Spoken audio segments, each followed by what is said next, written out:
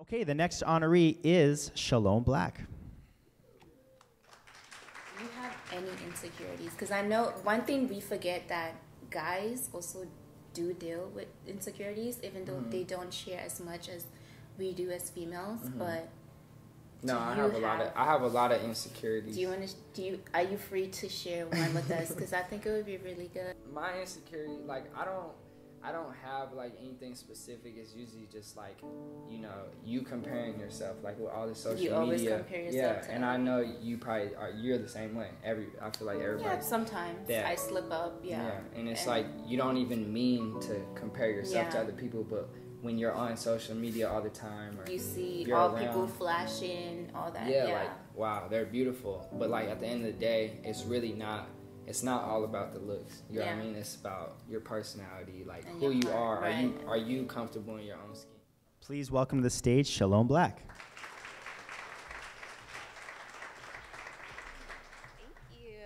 Thank you so much, Streamys and Purpose Award. Sorry, I am very soft-spoken, so I'm gonna try to be as loud as I can.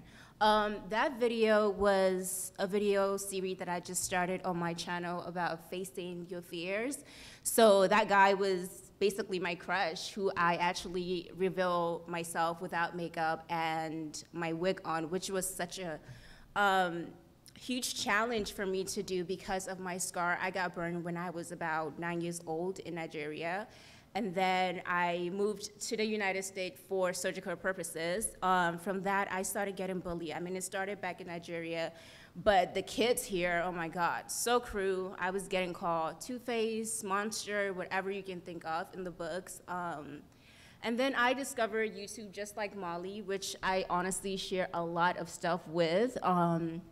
I discovered YouTube and I started watching a young girl on YouTube called Talia Joy, and she really inspired me because she was a cancer patient who was actually dealing with cancer around that time, so she lost all her hair, and I was completely bald too. So just seeing her on YouTube celebrating her baldness and not being afraid really inspired me. So I decided, you know what, I want to be that brave, you know, to show myself and be confident. So I decided to start my YouTube channel. I mean, I didn't start the next day because it was such a huge thing for me to do. And when I actually started my YouTube channel, I remember coming on my camera and I would have one layer of makeup on because I was so insecure about what people would say, even though I don't really have the view at that time. But one day I just decided, you know what, let me strip everything off. Let me show myself.